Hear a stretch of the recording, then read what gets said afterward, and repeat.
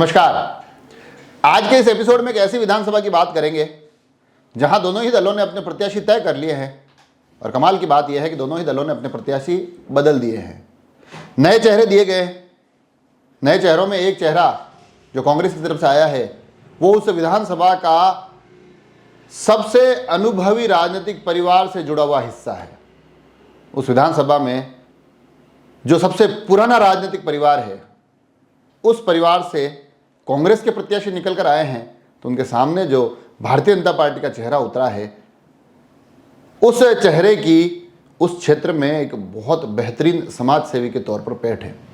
और कमाल की बात यह है कि वो पैठ सिर्फ उस विधानसभा क्षेत्र तक सीमित नहीं है, आसपास के अलग अलग क्षेत्रों में भी उस चेहरे का जिक्र होता है, उसके सेवा कार्यों की सराहना सुनाई देती है। तो जिस विधानसभा क्षेत्र की मैं बात कर रहा हूं उसका नाम होता है सहाड़ा, और जहां दोनों ही दलों ने अपने प्रत्याशी तय कर दिए हैं, जिसमें कि कांग्रेस से आते हैं राजेंद्र कुमार त्रिवेदी। जैसा कि मैंने बताया कि उस क्षेत्र के सबसे प्रभावशाली राजनीतिक परिवार का ये हिस्सा है। और उनके सामने भारतीय जनता पार्टी एक ऐसे चेहरे पर दाव खेलती है जो न केवल समाज सेवी के तौर पर एक बड़ी पहचान रखता है, बल्कि 2018 का निर्दलीय के रूप में चुनाव लड़कर 30,000 वोट बटोर कर ले जाते हैं। 2021 में भी निर्दलीय चुनाव लड़ने की कोशिश करते हैं। कोशिशें कामयाब नहीं होती है। वो क्यों नहीं होती है वो भी मैं इस एपिसोड में बताऊंगा, मगर इस बार भारतीय जनता पार्टी उनको अपने प्रत्याशी के तौर पर मैदान में उतारती है। और सहाड़ा की बात करें तो एक बात इसलिए भी करनी जरूरी है कि यहाँ चुनाव में तीसरा मोर्चा अपना दमखम जरूर दिखाएगा। और हो सकता है इस बार जो प्रत्याशियों का चयन हुआ है, क्योंकि यहाँ की जो राजनीति है उस राजनीति में लगातार भारतीय जनता पार्टी की तरफ से जाट वर्ग के व्यक्ति को टिकट दिया गया है।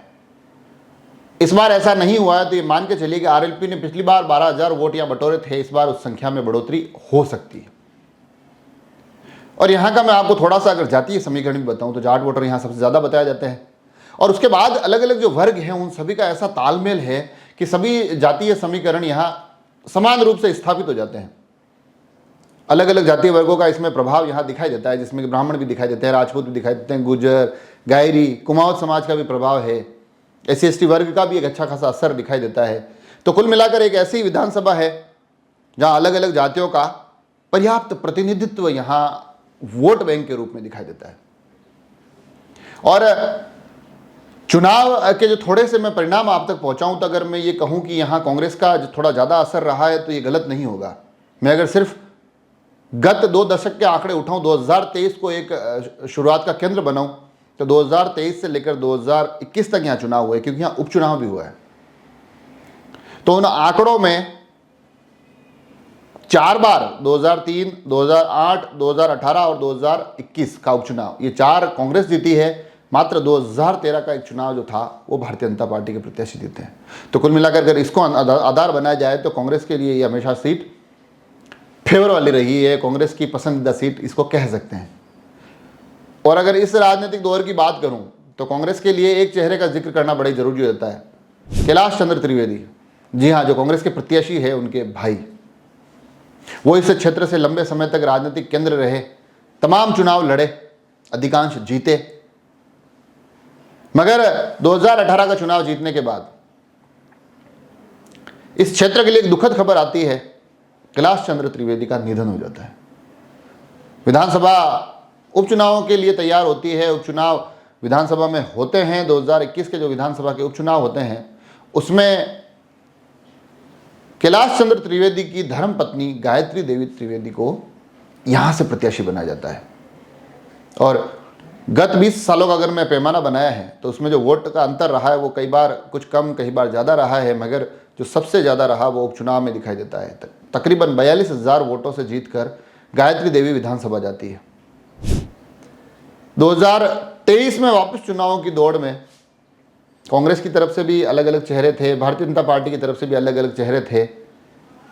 गायत्री देवी का परिवार, उनके पुत्र, वो भी विधायकी की इस होड़ और दौड़ में बने रहना चाहते थे, मगर इस बार पार्टी टिकट का अवसर देती है उन्हीं के परिवार का हिस्सा राजेंद्र कुमार त्रिवेदी को, जो कि पहली बार विधायक के तौर पर यहाँ फाइट करते दिखाई देंगे, विधायक के लिए फाइट करते दिखाई देंगे।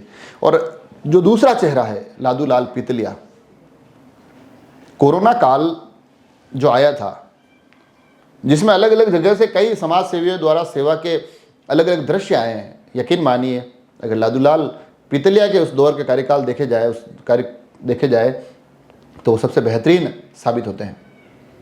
बड़े खुले दिल से, बड़े खुले मन से उन्होंने उस मुश्किल काल में, उस आपदा के समय में अपने क्षेत्र की सेवा की। हर एक घर तक वो सेवा को पहुंचाने की कोशिश की।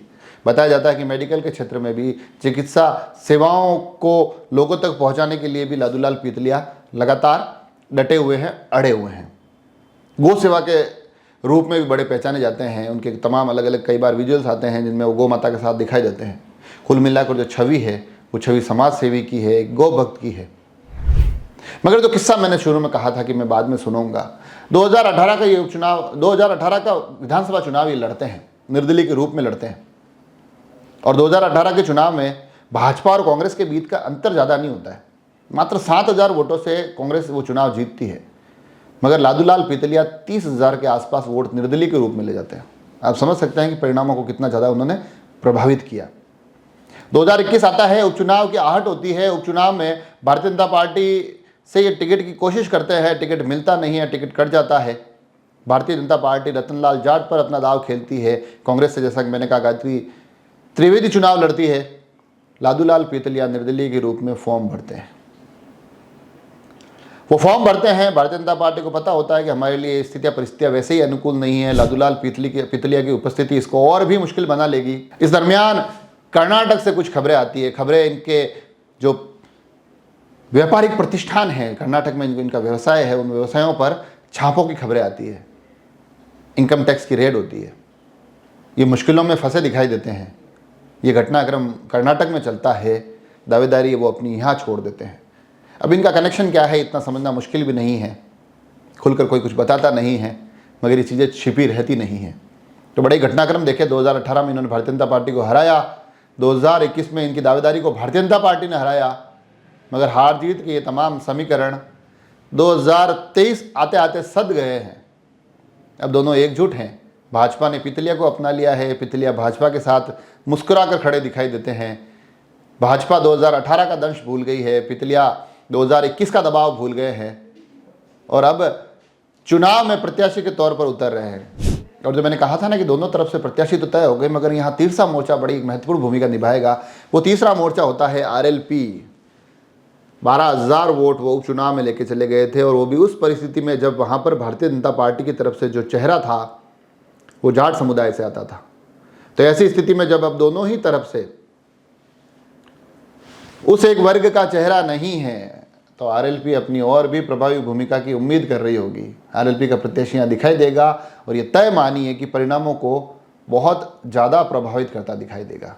अब वो कितना प्रभाव रहता है ये पता नहीं, मगर इस क्षेत्र को एक नया विधायक मिलने वाला है, ये बात टिकट वितरण के साथ ही तय हो गई। अब देखने वाली बात है कि आगे आने वाले समय में चुनाव कैसे जाता है।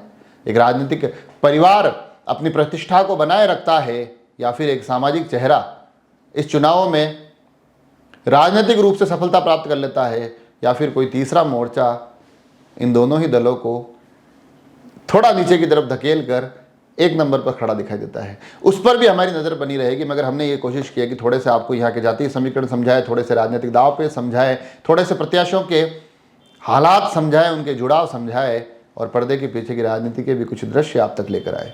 आप सभी लोग जुड़े रहे राजसमंद एक्सप्रेस से। धन्यवाद।